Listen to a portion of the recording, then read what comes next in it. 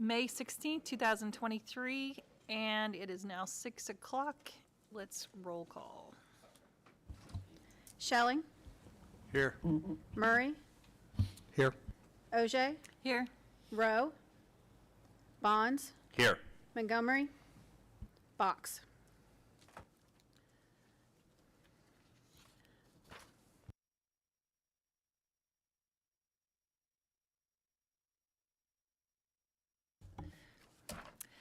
Okay, let's go to business. Official action can only be taken on items which appear on the agenda. The Jenks Aquarium Authority may adopt, approve, ratify, deny, defer, recommend, amend, strike, or continue any agenda item except for item 1. Consider an appropriate action relating to a request for approval of the consent agenda. All matters listed under consent are considered by the authority to be routine and will be enacted by one motion. Any trustee may, however, remove an item from the consent agenda by request. A motion to adopt the consent agenda is not debatable. Any moves or motions? Motion to adopt. Second. I have a motion and a second. Let's vote. Schelling, Yes. Murray, Yes. Ogier, Yes. Bonds, Yes. Okay, we'll pull item 2, and we have a staff report from Mr. Kenny Alexopoulos.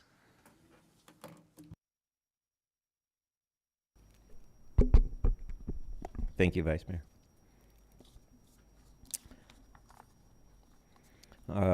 Our revenue and attendance at the aquarium has been on par with 2022 and 2021.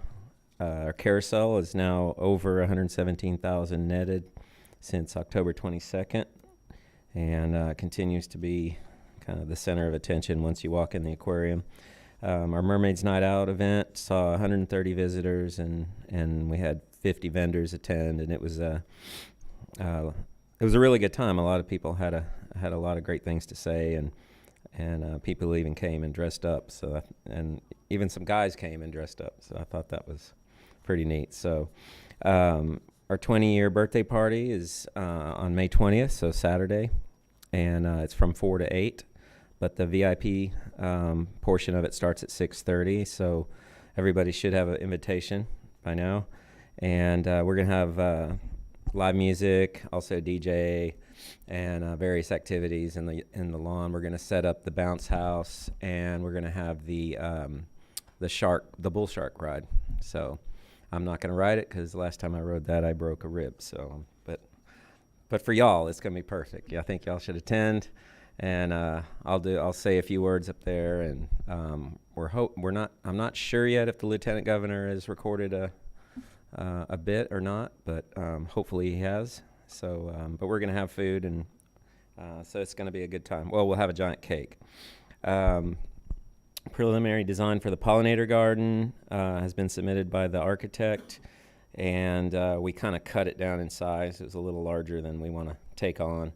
Also, we want to be sure that we have enough funding for all the signage and whatnot, but it looks really good, and it's going to make a huge impact on the way the aquarium looks as you walk up to it, and there'll be trails throughout it and seating areas, and so it'll be really pretty. And we'll have butterflies and everything and bees, and so get ready for that. I don't have a schedule yet for that because he's going to start refining now the design, and the instructions for the architect was to come in at a design package under a certain amount that we expect for the quotes to come in at. So that's kind of what he's doing right now, but it will have irrigation as well. Parking lot is almost done. It's 95% at least completed. It would be done by now, but the rains have slowed things. They just need to finish a little bit more of the striping, and they have one low spot that they've got to fix that's holding water. Shark quarantine is delayed as far as the bid. It was supposed to go out the beginning of this month, but now it's scheduled for the end of this month. And repair drawings have already been sent out for the old building, and we are contemplating whether or not, depending on how much the quotes come in on that, and whether it should be part of the big bid package. So if it has to go out for bid anyhow, maybe So we're going to kind of discuss that, whether we should put it all in one package for bid, just to simplify things. The revised grant proposal for the Aquatic Oklahoma Gallery is in the process of being completed by ODWC. So hopefully they'll come back to us real soon, and we can button that up and then have a schedule of when we will start doing the remodel of that gallery. STEM night at the aquarium, they're becoming more and more popular. Word's kind of getting around, and we've actually had people buy memberships just for the STEM nights. So, and that's that's every third Tuesday of every month in the evenings, because we're open late on Tuesdays. So the education department is really committed to create and grow that event. Education was at Mayfest, and they brought animals with them.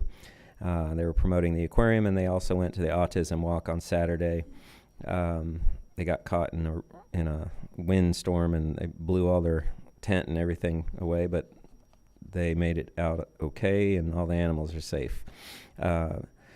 The ticket pricing for the summer starts July 1st, as well as field trip adults. We're going to increase those as well. The adults that accompany kids on field trips for next year, we're going to increase that. And the event pricing is also going to be increasing. We have 11,600 members for text subscribers. So Lolly has worked really hard to build those numbers up.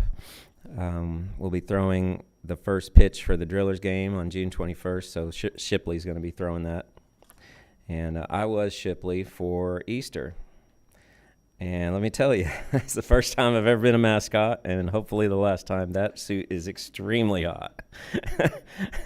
I was dripping from head to toe, but it was really neat, because all of a sudden you're like a celebrity in that thing. It's pretty neat. And I believe, the Jellyfish Touch. It's doing great. It's looking great. Animals are doing well. People are loving it. And yeah, it's everything we were hoping it would be, and we're going to probably start slowly putting more and more animals in. We're extra cautious when it comes to animals and human interaction to make sure that everything's safe. And so, it's been quite a while now, and everything's been good. So we're going to slowly start on right now. If anybody has any questions. All right.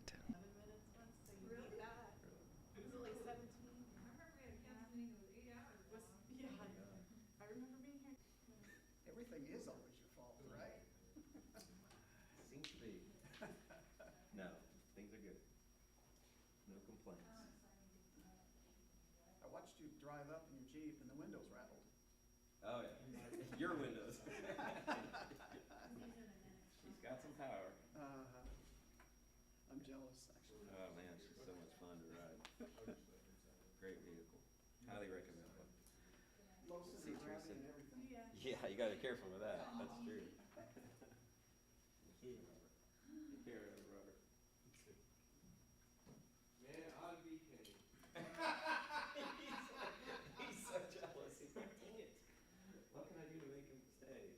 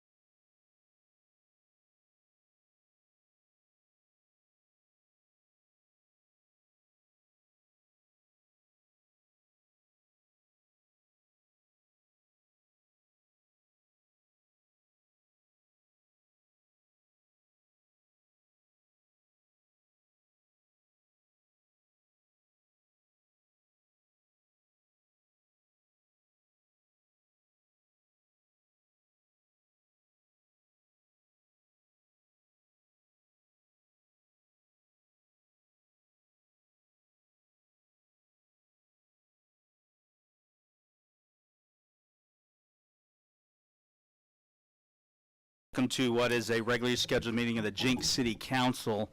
Before we call to order and get all formal, I would like to take a moment to, and you guys help me if I leave anybody out, we need to recognize some local excellence if we can. So, without further ado, and I really doubt they're watching on YouTube, but let's give some congratulations to Jenks Girls Soccer, Class 6A state champs.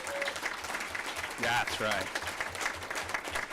And first championship since 2009, but they're 10th overall, so absolutely amazing. Boys soccer, and for Mayor Wimpy over there in Broken Arrow, yes, we defeated the Broken Arrow Tigers, and we are yet once again the Class 6A, where's that camera? Class 6A champions, so good job, boys. And Jenks Boys Tennis, Class 6A champions.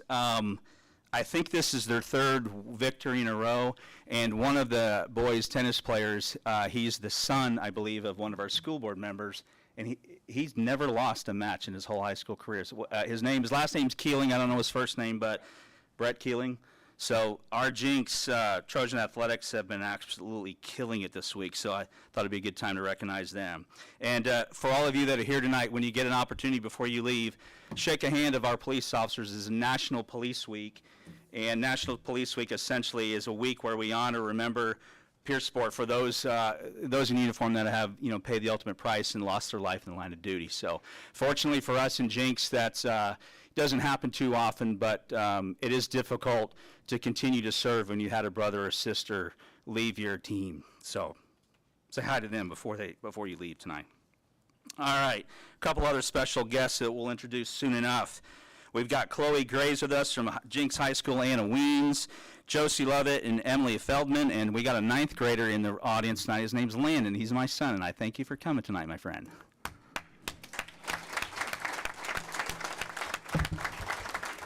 All right, so with that being said, we're calling to order this regularly scheduled meeting. Today is Tuesday, May 16th of 2023. The time is 6 p.m. My name is Corey Box, and I will be your chair for this evening. Where's the mayor of the day? I thought he was going to take over tonight. Did we not have him? It would be a good night for him to be here. But nevertheless, I guess it's on me. So we are going to get through this real quick, and without further ado, I'm going to ask if you could please verify our attendance.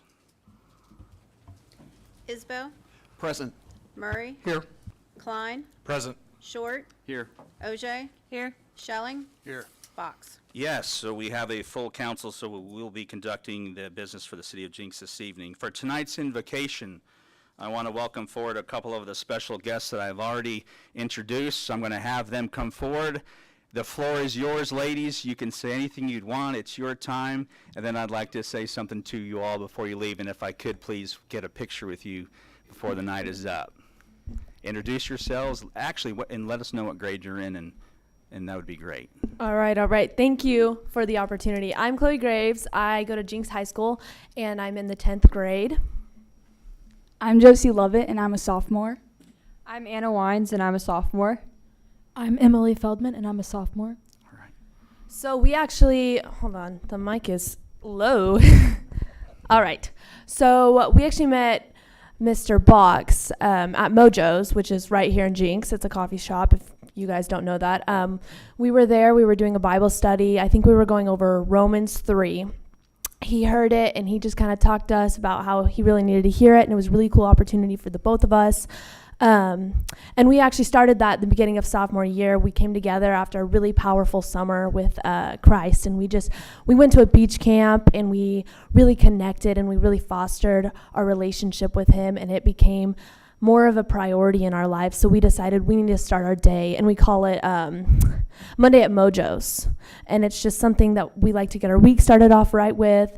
It helps us to just keep our eyes on the Lord.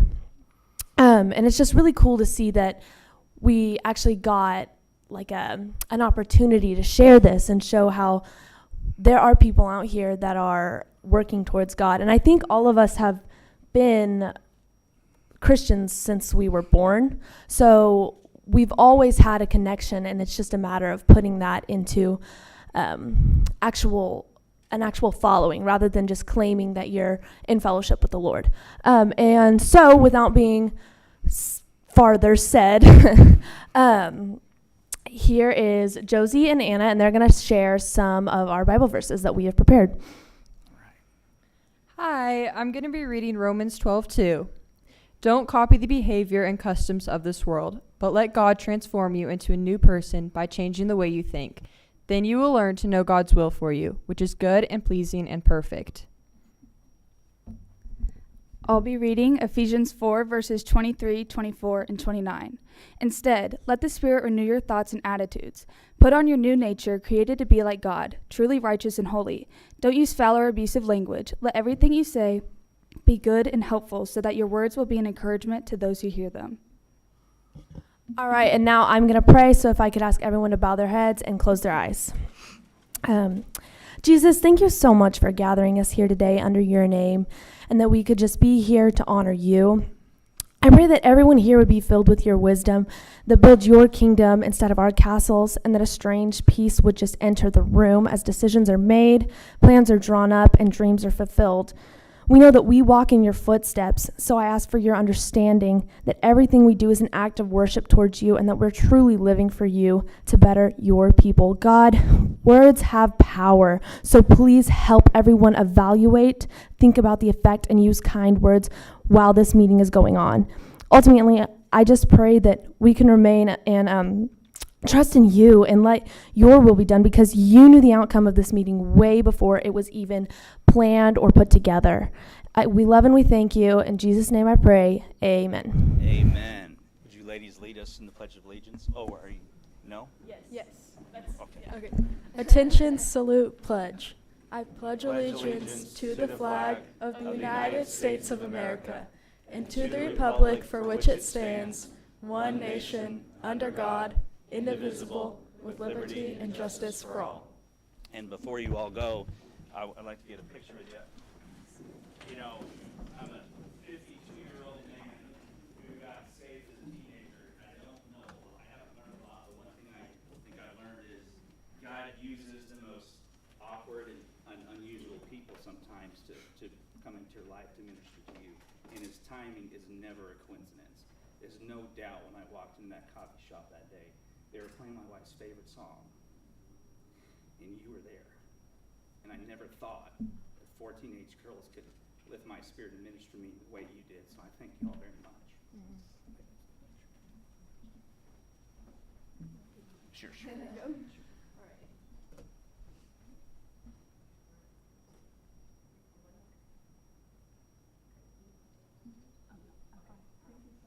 Thank you.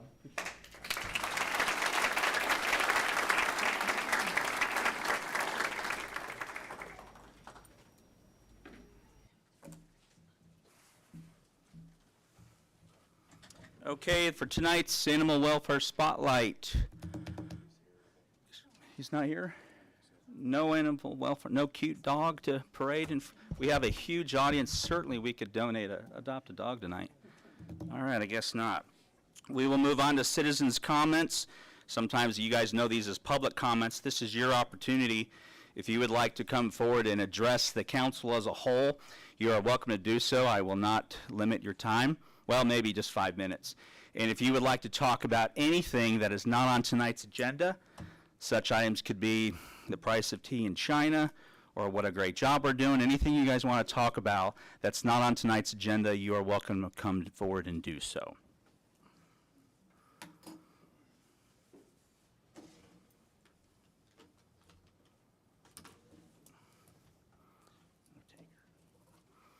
Very well, no takers. We will close the floor to public comment.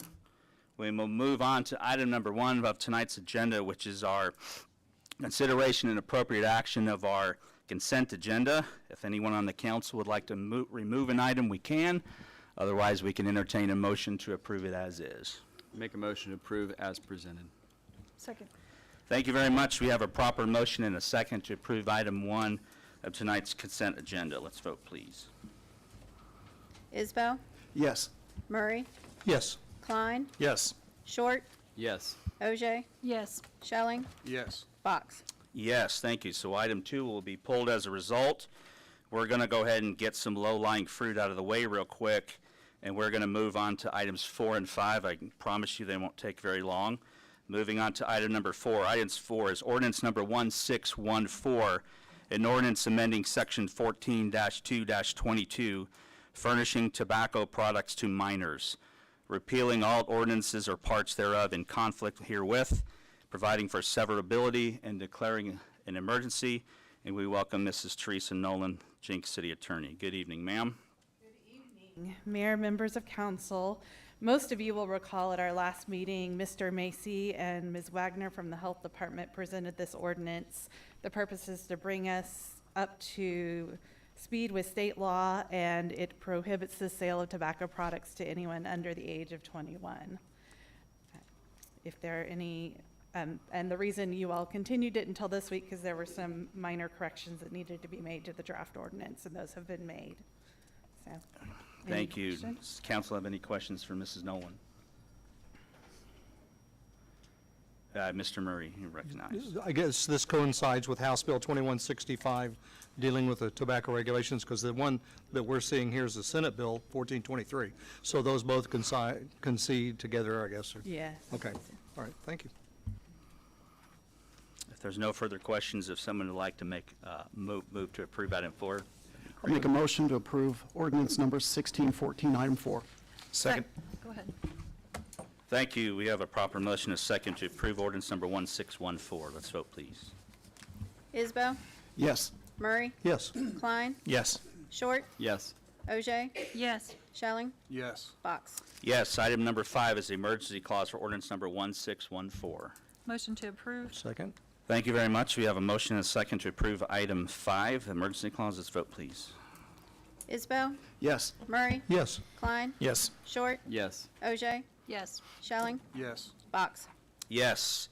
Moving back to item number 3, PA 23-27, a request for a comprehensive land use map amendment from parks and open space to local commercial, the general location being 106th and Elm. I think most of you probably realize by now I've made the decision to ask the council to consider putting a pause on this item.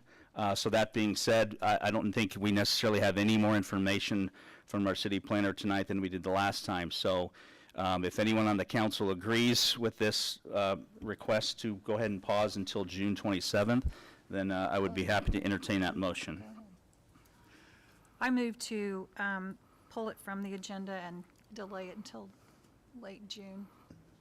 I'll second that motion. We need, the motion has to be recorrect. We're not pulling the agenda, we're simply voting to delay it? to continue it, yes. Continue it? We need to have Okay. proper legal A language. motion to continue till later in June, until we have more information.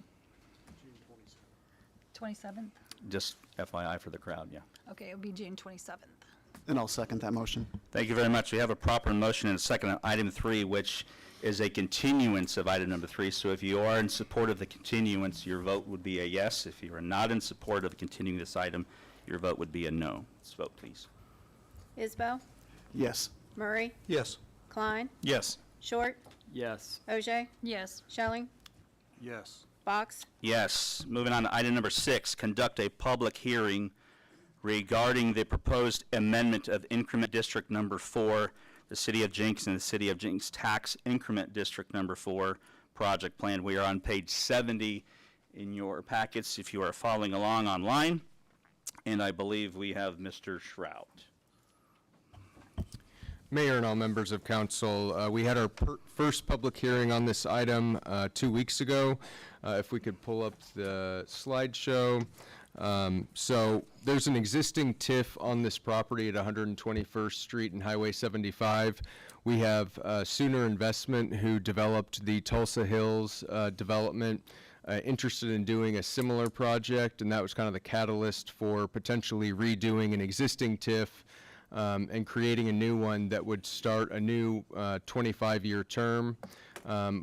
But we are not just including the area where Sooner Investment wants to put their development. We're including much more, and so we can run through these slides that we ran through 2 weeks ago.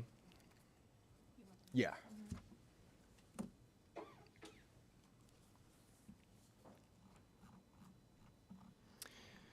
So what is a TIF?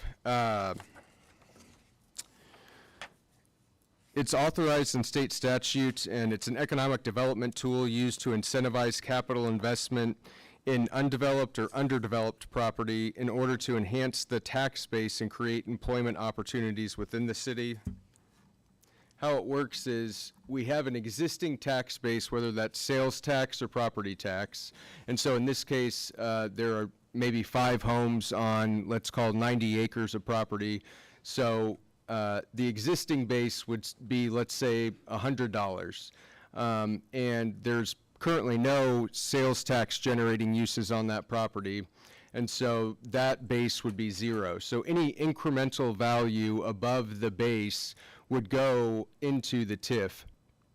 In this TIF, we have 75% of the property taxes in the incremental value going into the TIF, the other 25% going back to the Jenks Public School District.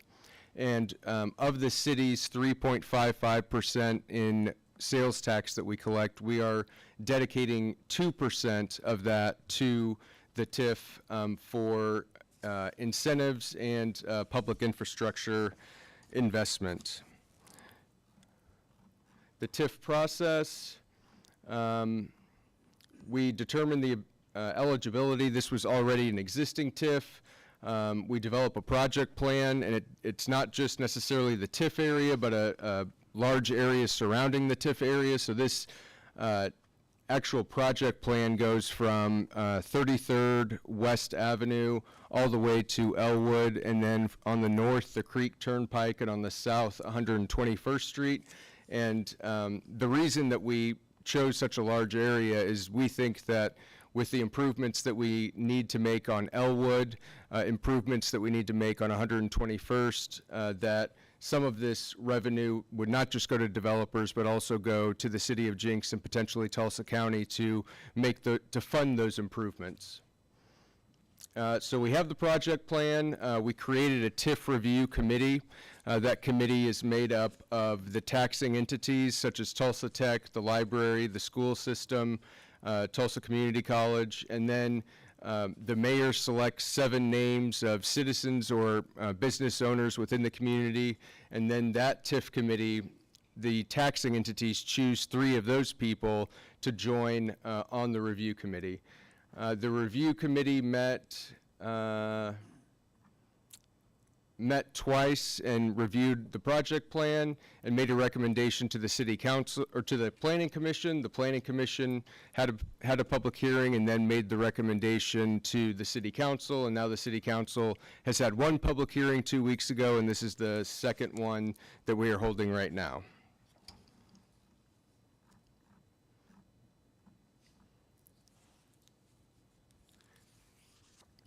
Let's see. So I went over the general location. There was an existing TIF that goes further north that takes in what would be some of the industrial uses all the way up to 111th. We're cutting this off at around 116th, the existing TIF, and creating a new one south of there. So that's a little bit about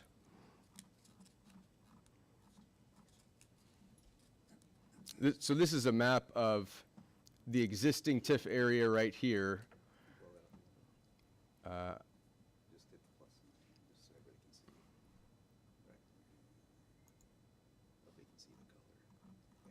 So this is the existing TIF, all the way from 111th to 121st. And then what we're hoping to do is amend this existing TIF on the left and create a new TIF down here, so this TIF will now be only in this area.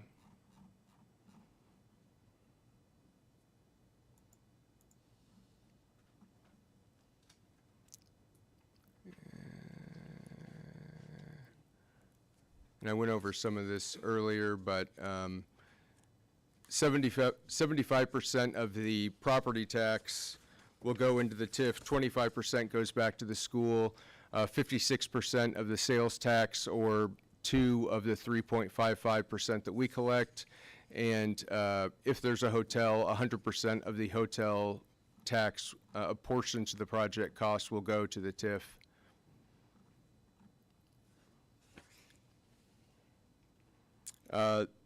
The Coal Creek Village project, which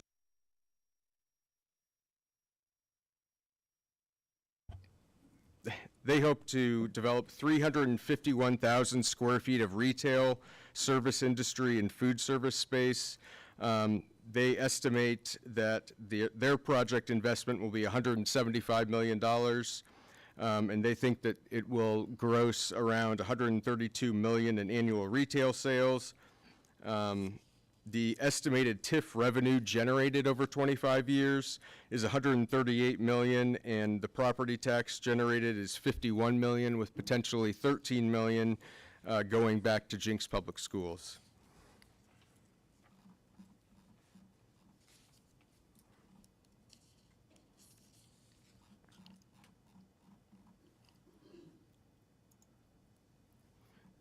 So this is what we're proposing for one. We're going to have two different TIF areas. This is the first one, and this is basically all of this land would be developed by Sooner Investment, but the area that is the south half will be 50 acres of retail.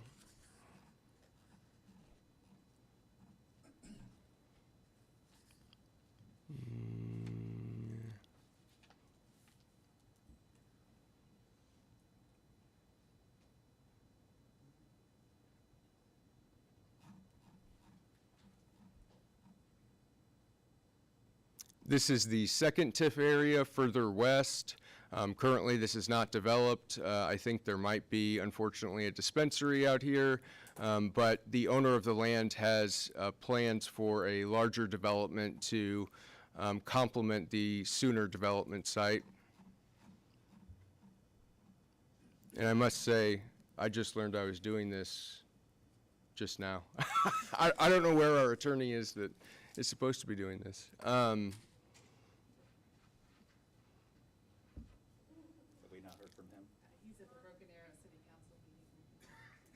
But we beat Broken Arrow. So why would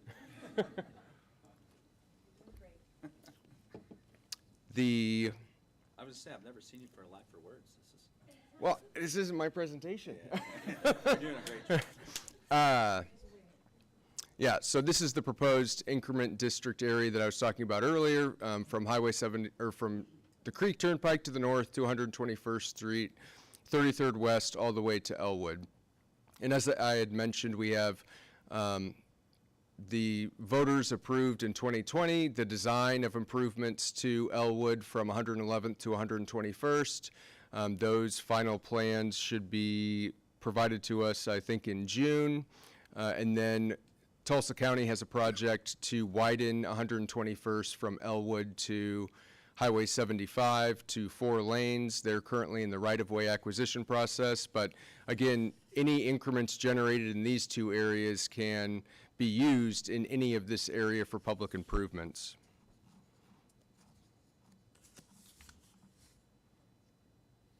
The total amount of the TIF is not to exceed $217 million.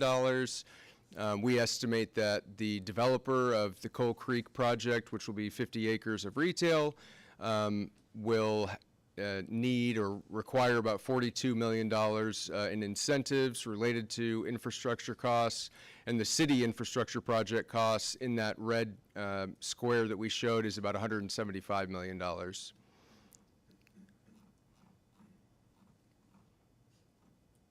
The projected TIF revenues, $51 million in ad valorem TIF revenues, and an estimated 330 aggregate projected sales tax revenues between the state, county, and city. The oversight, I will be listed as the person in charge of implementation. We will have public agreements with developers as appropriate. So right now we have no agreements with any of the developers within this TIF or within any other TIF, within our other new TIF on what would be the Simon Mall site, but we do have a tentative agreement with Simon for $30 million.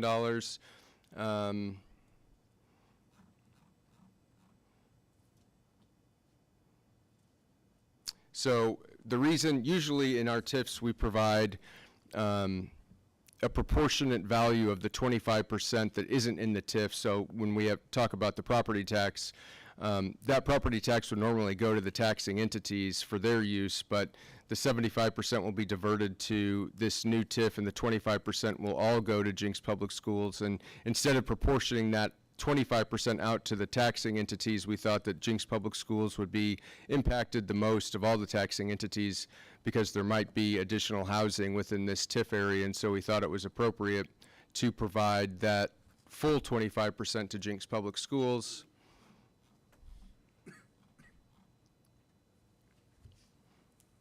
We thought this TIF was very important because we've kind of missed out on some of the commercial development surrounding our city. So Tulsa Hills is right on our border and produces a lot of sales tax. We have the Walmart just south of 121st in Glenpool, and then we have everything east of the river. And so to us, it was really, to us and to the city council, it was really important to prioritize trying to incentivize a large retail development that will produce a lot of sales tax so that we can improve Elwood and improve 121st and fund our police and fire. The remaining steps, this is really the last remaining step, and it's a public hearing, so if anyone has questions or wants to comment on this after I'm done here, I believe the mayor will open up the floor to that. And that is Nate's presentation. So,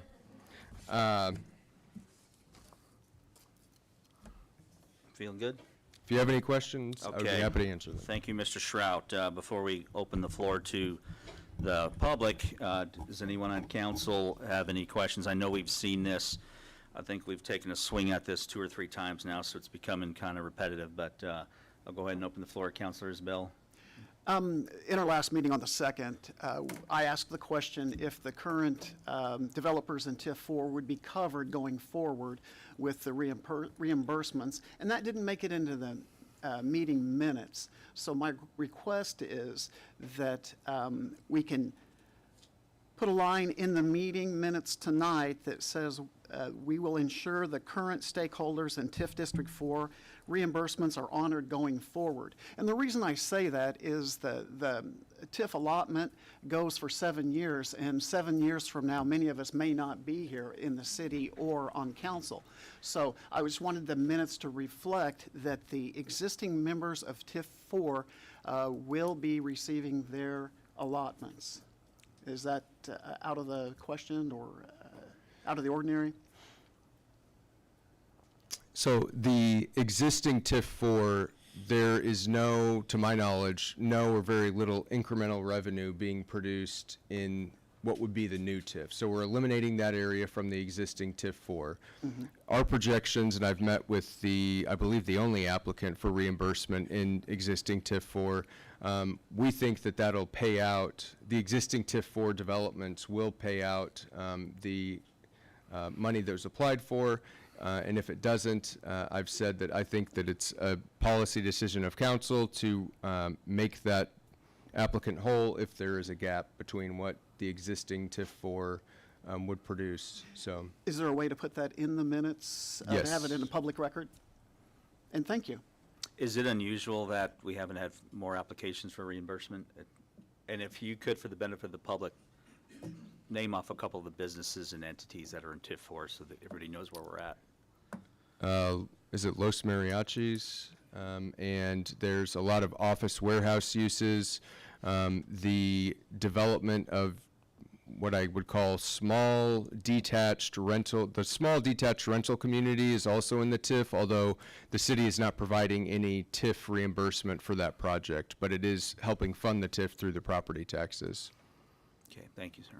Thank you. Any other questions for Mr. Shrout? I might add something. Yes, ma'am. Here on Councilor Isabel's point. We've had discussions with Nate, our TIF council, about adding something to the project plan that would essentially say that we recognize that the TIF 4 applicants may be, if needed, reimbursed from the new TIF. But I mean, I guess it's within the project plan. Yeah, the council would approve at the next meeting when you approve the project.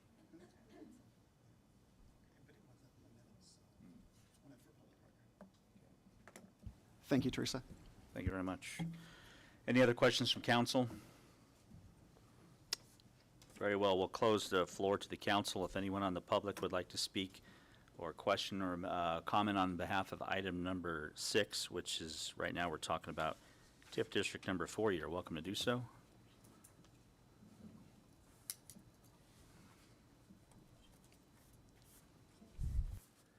Good evening, ma'am. If you could just state your name and address for the record, it'd be much appreciated. Catherine Lenhart, 777 West 106th Street South in Jenks, of course. Hello. Good evening. Nice to see all of you here tonight. Thank you for letting us have a public comment. I just wanted to put this out there regarding this particular project and probably some others. The Horizon Jenks Comprehensive Plan is not even 3 years old. It does a great job of outlining the community profile with specific areas being highlighted for commercial endeavors. There's no real mention of TIFs as an economic tool in that document, considering TIFs have been around for quite a while. I've been told that much of Oklahoma land could even be considered blighted. TIFs can be used most especially for blighted and suppressed areas. While I understand the comprehensive plan is a living document and can evolve over time, please help me and the others understand how TIFs have managed to become so prominent in a way for attracting developers. I know you just alluded to this, so I appreciated that. Do you have a percentage of development projects in Jenks that have come to be without TIFs versus those with TIFs? My concern that was mentioned during the Planning Commission meeting at one time was that we do have a finite amount of land, and we're talking about a significant change in the use of the land. And so I just didn't want it to come across as was interpreted that with this finite amount of land that we're just solely focused on what revenue that can bring. I mean, there is a charm that is mentioned in Jenks, the small town feel, and monetizing those properties might bring some of the things that you're talking about, but it's also a distraction or a deterrent for folks to have that feel. And so I just wanted it to be recognized that a lot of times green spaces do bring the money. They just bring it in other ways through large housing additions and great schools and that kind of attraction. It creates a vibe. So, you know, those specific questions, I don't know if you would even know that number off the top of your head. I do and not I know didn't that expect number you off the top to, of but my I head. think it'd be something really interesting to learn about so we could, you know, start to understand how projects come to be. Was your question, and we will get back to you. Yes, What sir. percentage of our current development projects are in a TIF district versus not in a TIF district? Is that fair? Yes. Okay. Yes, Well- and I mean, We'll get back to you. I'm sure it's not going to be every single, but maybe like the larger projects, you know, like so we can understand what makes Jenks attractive. Is it the vibe? Is it the small town feel? Or is it just a, you know, lucrative TIF deal that is on the table? So But I think in the case of this TIF, it's in the Highway 75 corridor, and what we're doing here tonight is just cutting off an existing TIF. So all this land that we're creating the new TIF, it's already in an existing TIF. Oh, yes, sir. And I think But the way that, oh, go ahead. But that's kind of my question too, because if it's already an existing commercial district, then why would this particular land be considered blighted or in a suppressed area? So it's within a TIF, and the reason that we're creating the new one is this one the existing TIF runs out in, let's say, 2030. And so with only 7 years left, a developer that has to go in and remediate all of the stormwater issues from, you know, all of this land gets water that comes from the Walmart development to the south. So that water flows through this property under the Highway 75 and into Coal Creek. And so to basically channelize that and do away with some of the existing ponds and create new detention ponds and do all of the site work and add city utilities and all of the electric, gas, all of those utilities, that's very expensive. And in addition to that, they're going to be building public roads that they will dedicate to the city of Jenks, essentially donate to the city of Jenks.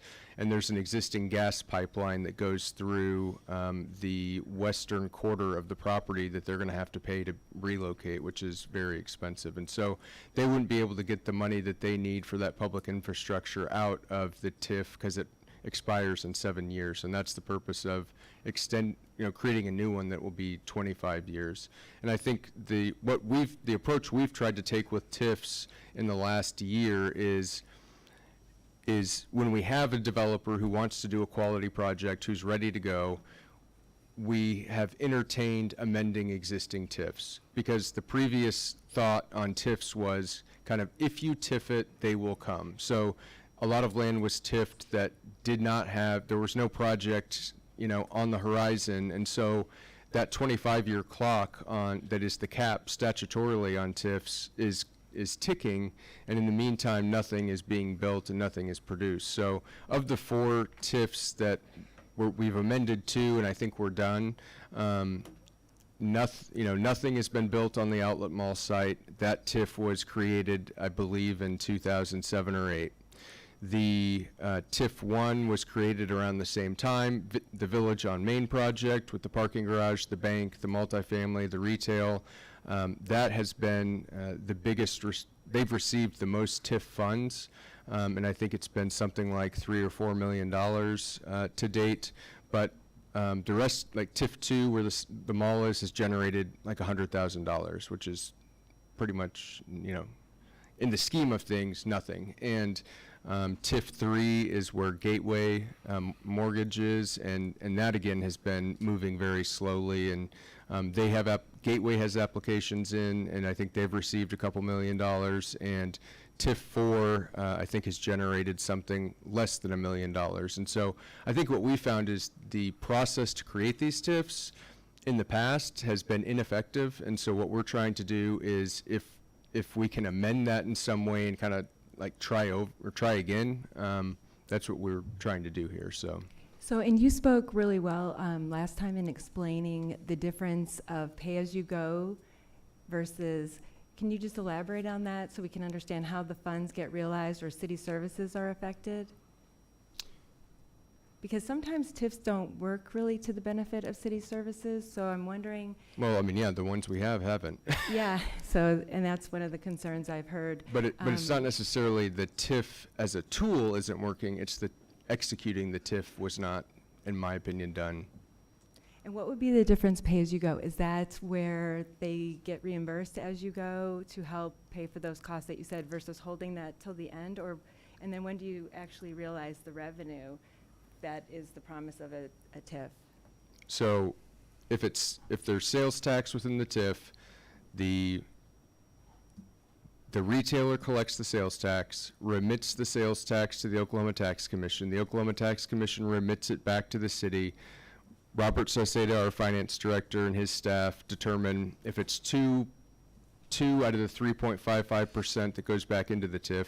They then do those calculations, put it in the TIF fund, and if it's a pay-as-you-go, if someone spent $3 or $4 million, putting in roads and infrastructure, and they've applied and it's been approved, then we have a list of all of these approved improvements, and if we collect $100,000 and they have an application for $1 million, that $100,000 is remitted back to the developer for their approved public infrastructure.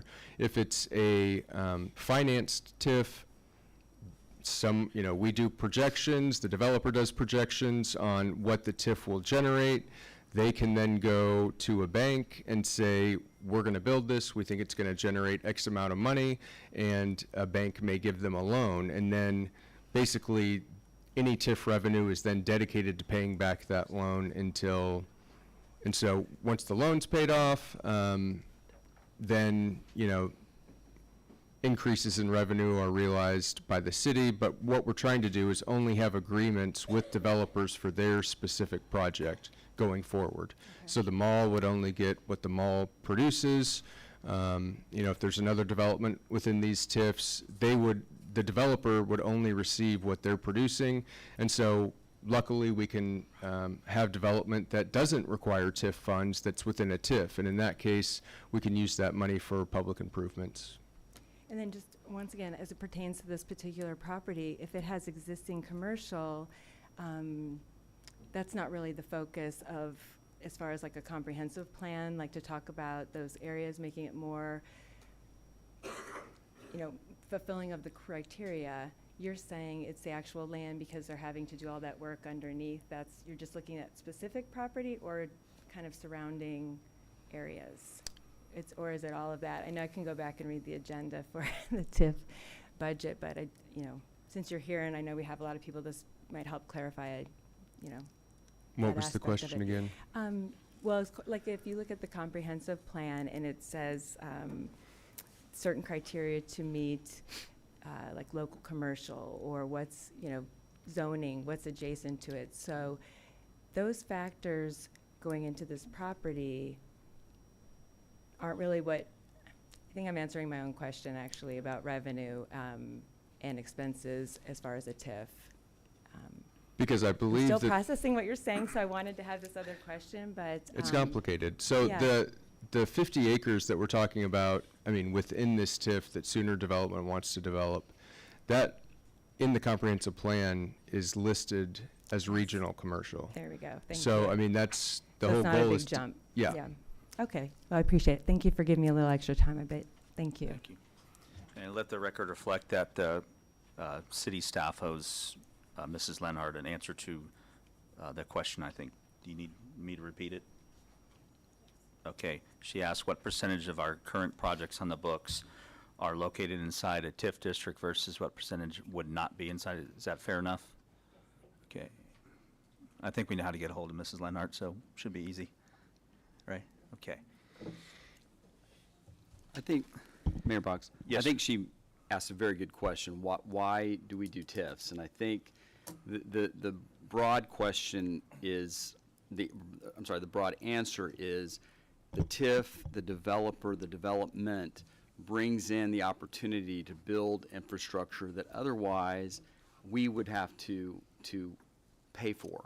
And so when we have these opportunities, like Chris said, to have a specific project that's going to generate a specific amount of revenue that's that we know about, and that's I think Chris made a clear distinction. What's happened in the past is not the way this is working going forward, and I think that's a really important facet to understand in what we're doing right now. And what this is going to provide is public use infrastructure that otherwise the city of Jenks, and why that red box is so large, is there's a lot of infrastructure that has to go into making this development as successful as it can be. And if this development and this TIF didn't exist, the city would have to expend the money up front to make that infrastructure available. And so I think this is a good way to partner with developers when we have these opportunities that we feel very strongly are going to generate significant revenue and allow us to get what we are all going to enjoy over a long period of time.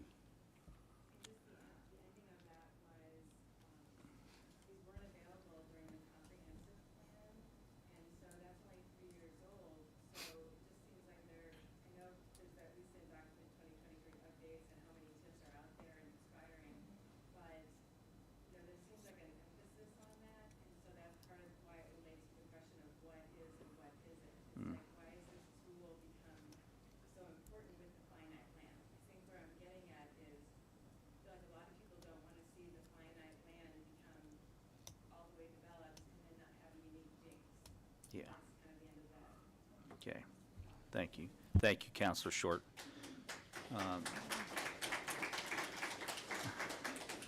We had closed the floor to council, so we can reintroduce it if you guys want to. So we'll continue on with public comments, and then if you guys want to hold your questions so we don't have any back and forth and we don't have people not at the microphone. Would anyone else on the public like to speak as it relates to the current item number 6, which right now we're talking about TIF district number 4?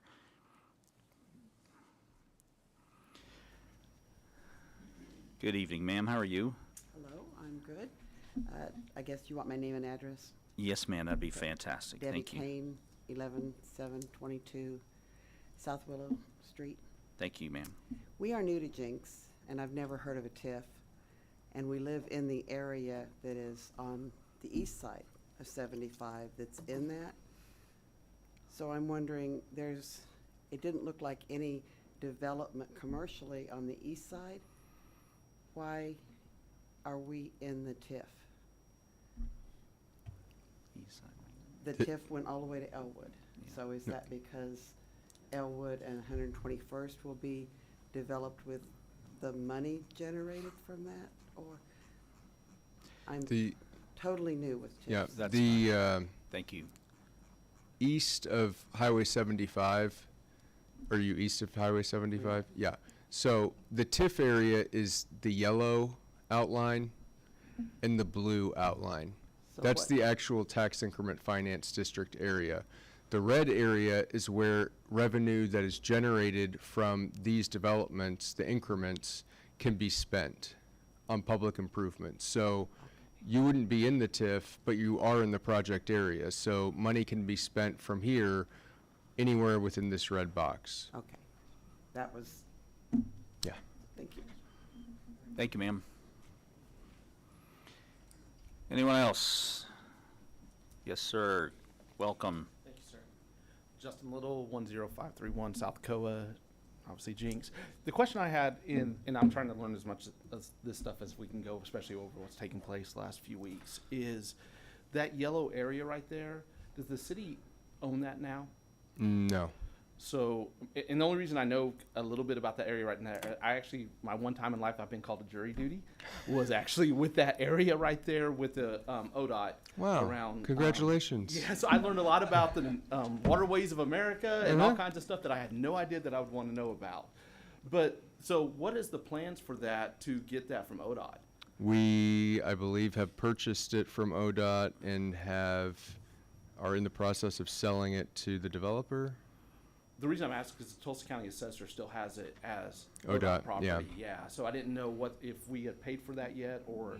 I mean, just as of last week, we got paid for it. Okay. And I don't even think, I mean, it has been sent for recording, but last we checked, it was not Right. showing up yet, so, I mean. And I checked it just a few minutes ago as well. And it's just a portion of the yellow. Yeah, it's a the very, part of it's, ODOT property. It's the part that runs along Union. Yeah, right. well, You're right, actually, the part that runs it along is Union. right there, Yeah, so Which The- I would assume would be a pretty high profile from a commercial development piece because of especially what's running down from below it. So that's why I was just curious, because I couldn't see that where that had actually been purchased yet, and I was trying to understand what that looked like. So we should now be the owners of that portion. Okay. And it is under contract with the developer. Okay. But that has not yet been conveyed to the developer. yeah. And so it's maybe 10 acres, 5 acres, 8 acres of the 120 acres that is that yellow outline. And just out of curiosity, what did we pay for it? The appraised value, which was, Because I know what we awarded. Robert, do you recall? Yeah, like 1 point something. it's a pretty good deal. Years we subtracted. Okay. Okay. We negotiated for all night long. They were- Hours. Hours and hours, right? Well, we got a deal from, again, what was awarded to those folks. Yeah. so- Yeah. Well, part of it, they built a road on part of it. Right. Yeah. So, all right. Hey, thank you, guys. Thank you, Appreciate Mr. it. Little.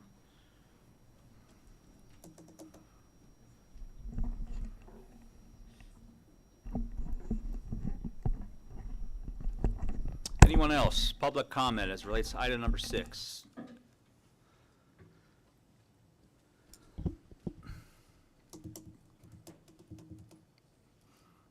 If I stare at you long enough and you get uncomfortable, you will come.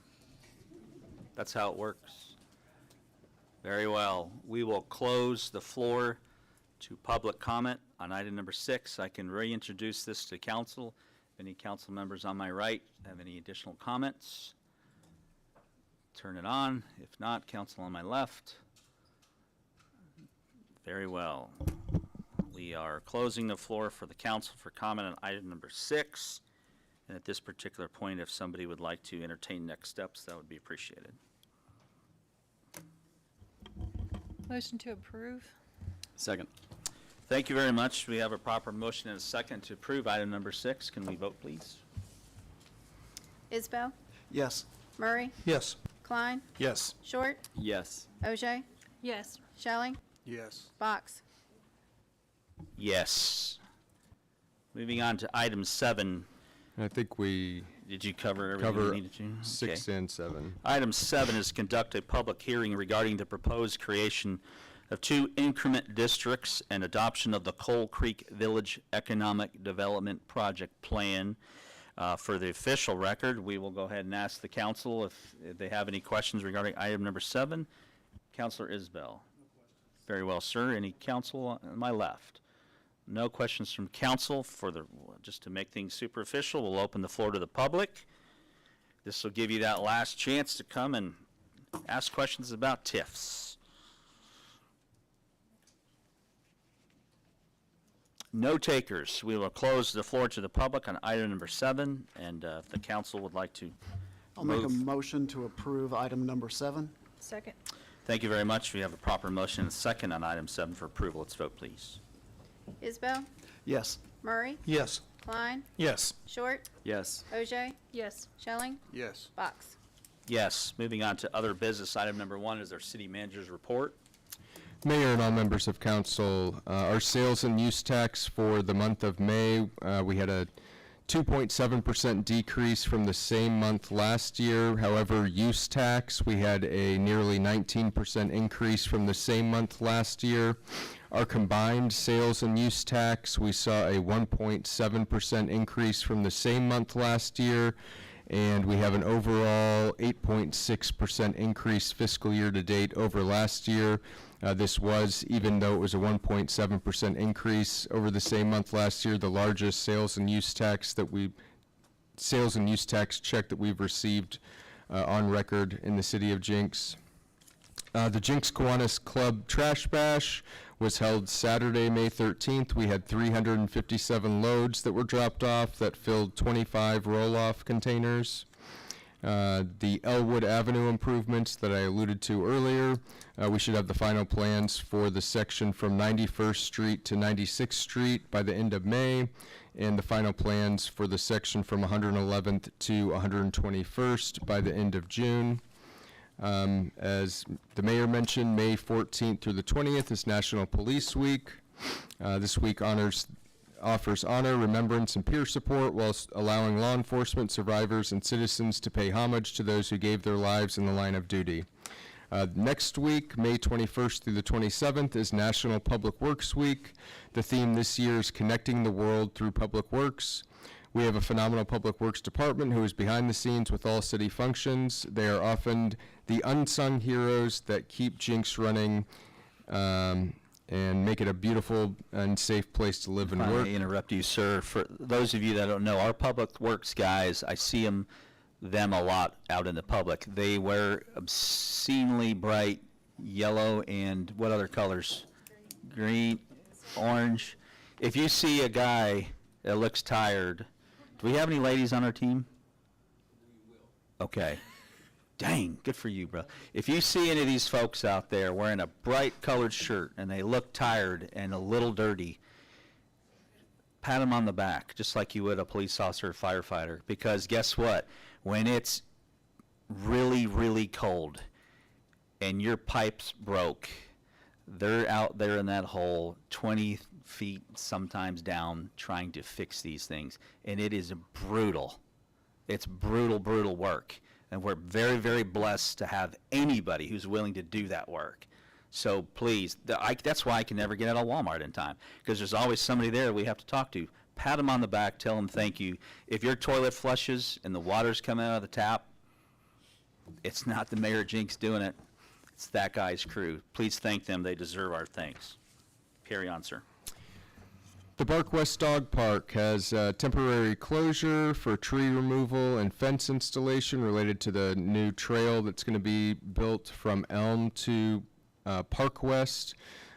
We had a tree giveaway at the Urban Plant Festival in a partnership with Up With Trees. We gave away 100 trees free to citizens as something to do with Tree City USA and Arbor Day.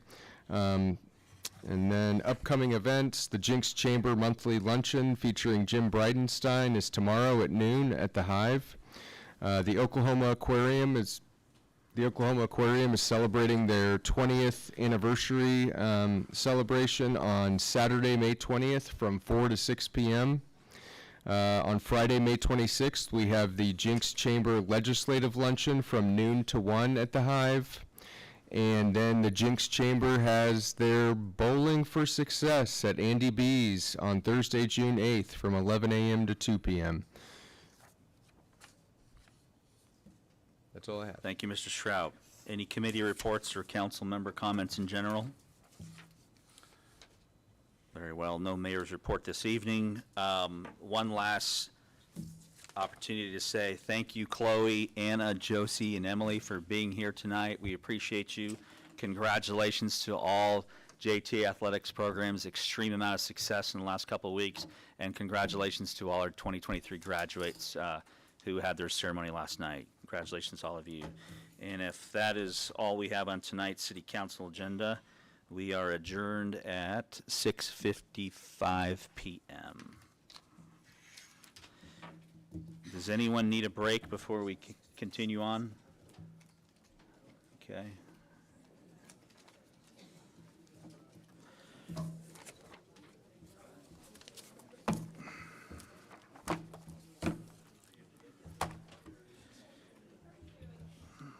Where the hell am I just?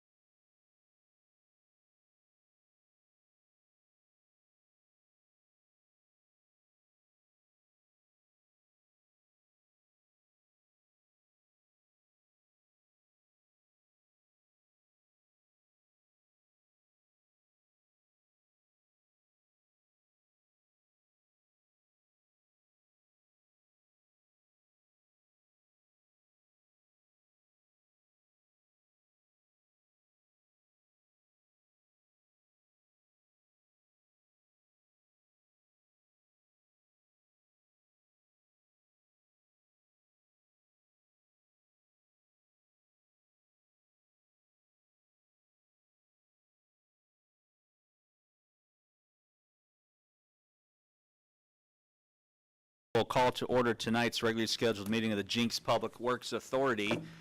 It is 6:56 p.m. We can please verify our attendance. Isbell? Present. Murray? Here.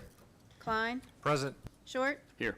O'Shea? Here. Shelly? Here. Box? Here, item number 1 is consideration and appropriate action relating to tonight's consent agenda. If anyone would like to pull an item, you may. If not, Make a motion to approve as presented. Second.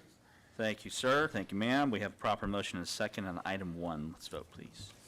Isbell? Yes. Murray? Yes. Klein? Yes. Short? Yes. O'Shea? Yes. Shelley? Yes. Box? Yes, item 2 will be pulled as it's not necessary. And we will move on to item number 3.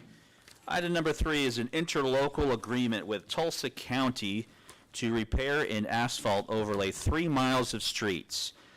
Elwood Avenue from 121st Street to 131st Street, 131st Street from Elm to Elwood, 141st Street from Elm Street to Lewis Avenue, on the border between the city of Jenks and the city of Glenpool, in the amount of $75,000 to offset 1/4 of the anticipated $300,000 costs for the entire project, and authorize the mayor to execute the document. Funding for the same to be paid by the fiscal year 2022-23 budget, also known as account number 535215393, which we call our 1 cent capital fund for street maintenance.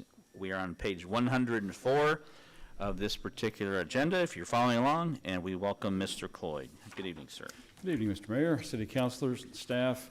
Mr. Mayor, really just, this is a short and sweet agreement. He read pretty much all that's in this agreement from a very high level view. What this is, it's Tulsa County working with Glenpool, because this is a borderline, these are 3 borderline streets with Glenpool and the city of Jenks. And so they're working with Glenpool as well as us. So there's 3 parties here involved with making some improvements on these streets.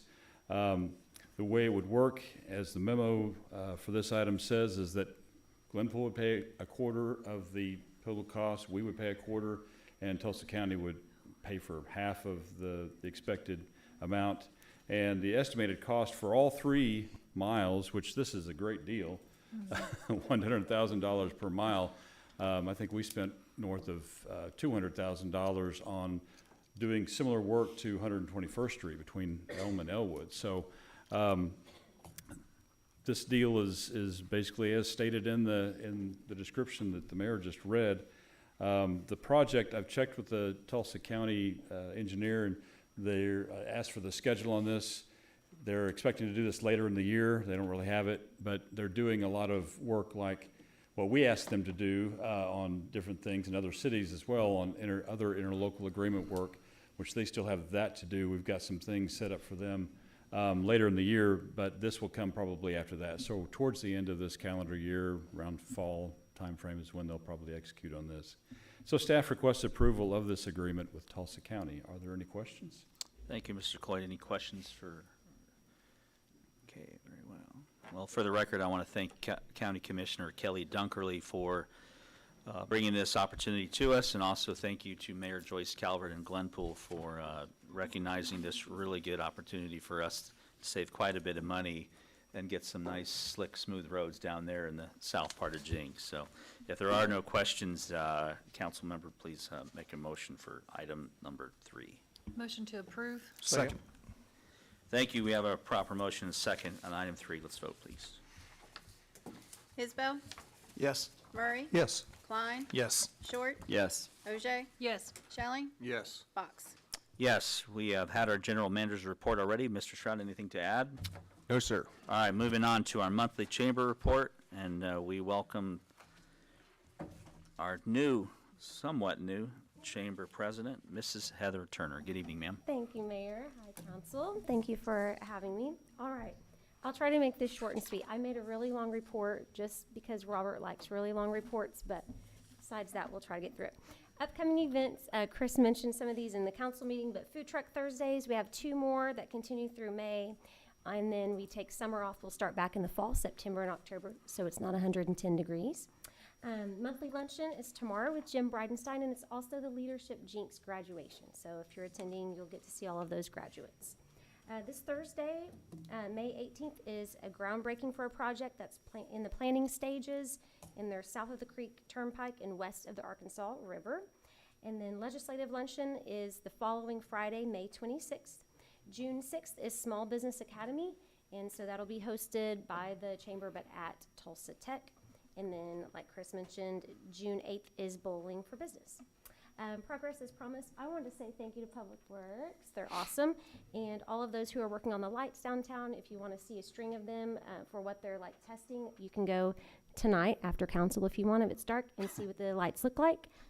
And they'll let me mess with the remote and play with all of the different colors.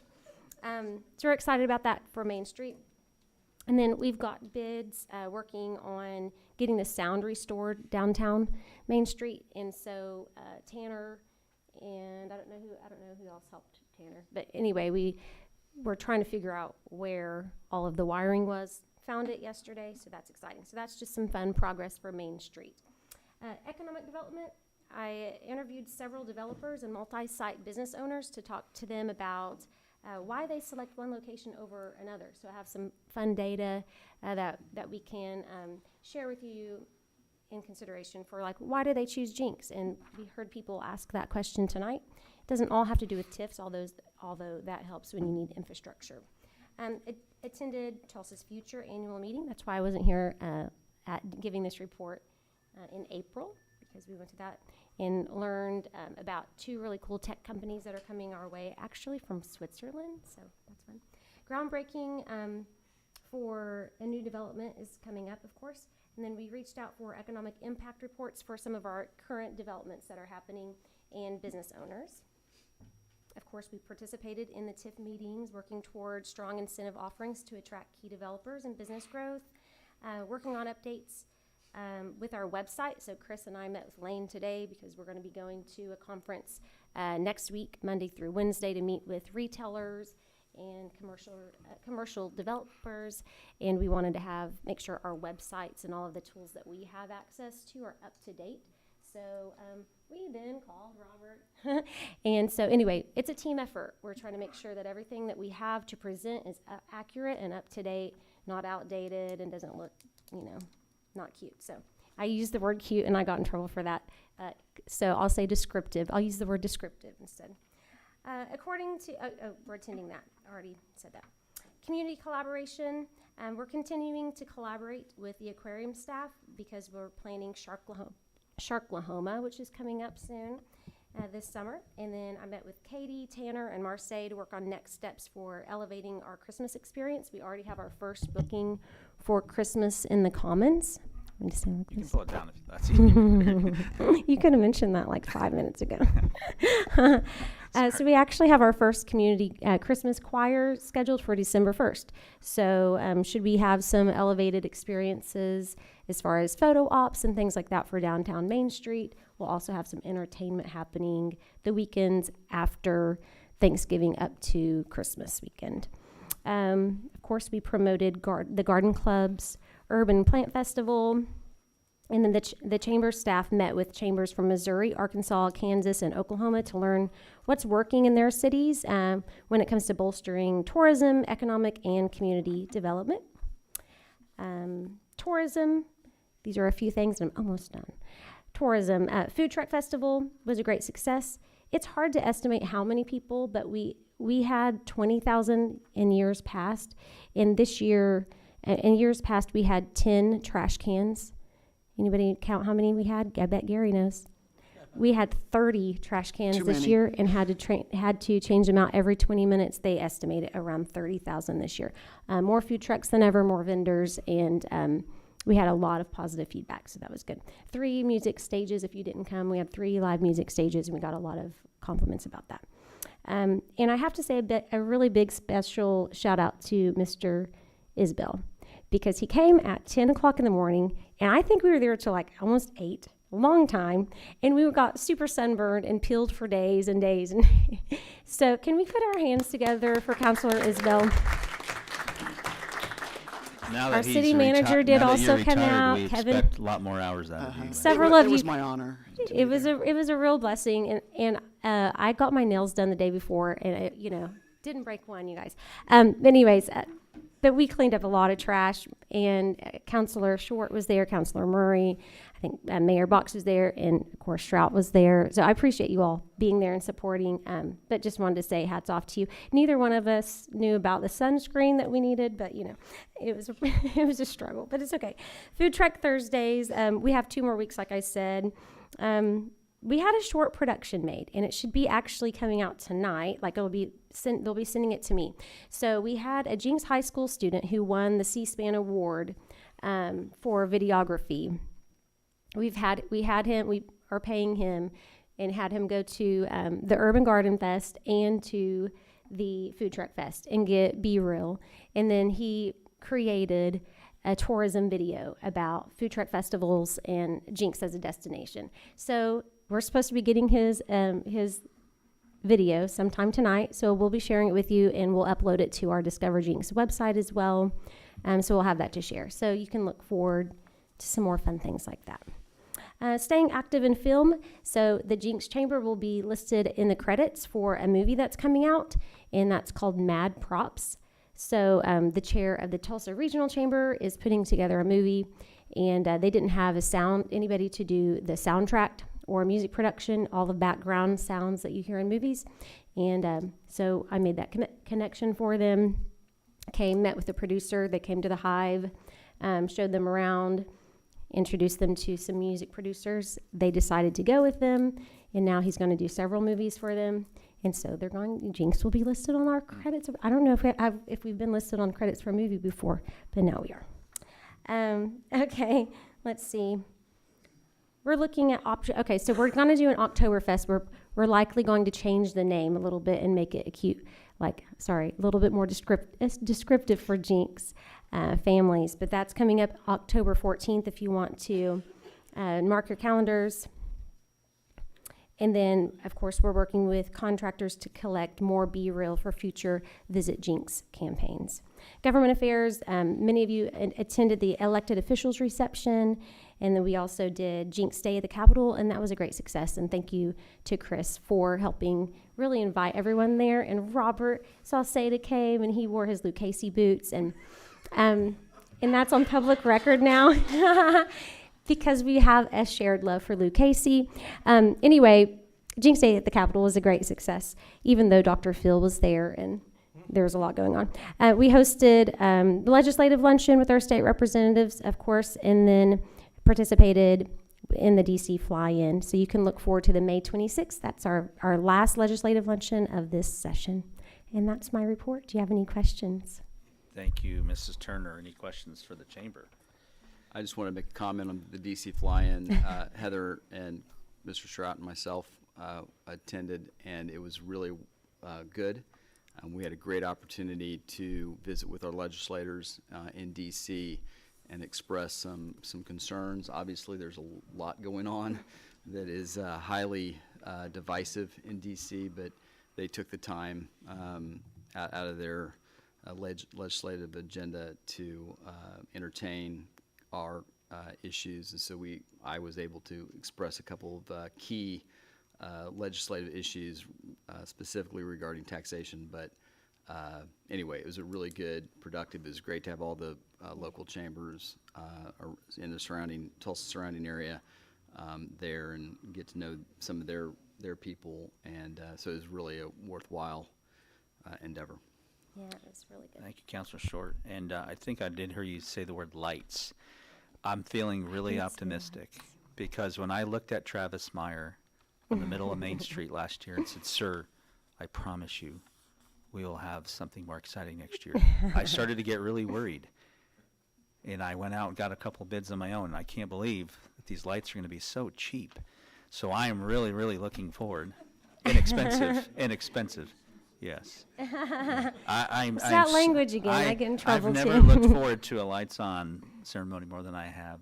I almost can't wait. What is it, November? Yeah. Yeah, it's the Thursday before Thanksgiving. All And right, let's not release any information to the public. I want to keep everybody on the edge of their seats with the excitement of our new lighting system. Thank you, Mrs. Turner. Any last comments from our council members before we call it an evening? Very well. If that is the case, we are through our agenda. The time is 7:13 p.m.